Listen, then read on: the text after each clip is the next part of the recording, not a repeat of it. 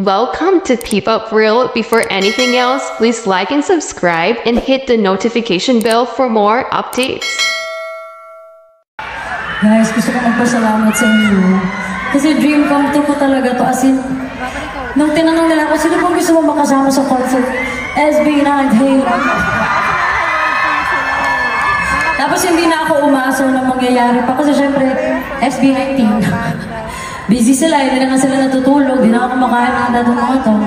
Parang pahinga.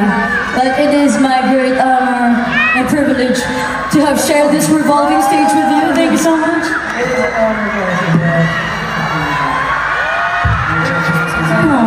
Pero sa totoo lang po, Ate Casey.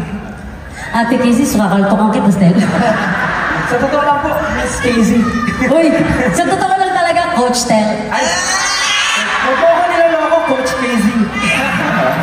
Uy, kanino sinabi ko na sa kanila? Kanino nga ako sa Voice Generation Team?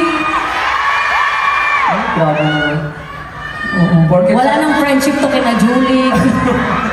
Hindi, gusto ko lang sabihin din kasi lagi sinasabi ni Ate Casey na sobrang thankful siya na tinanggap namin yung invitation niya para sa concert niya. Pero hindi niya lang alam na nung nalaman namin na si Casey Tandingan yung nag-invite sa amin, talagang nanginig yung team namin. Talagang literal na nanginig. Sabi namin, i-go na natin yan.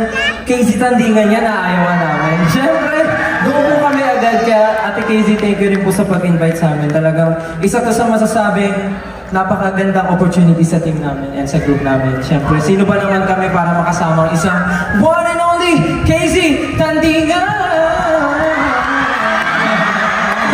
Concert ba ni Stel?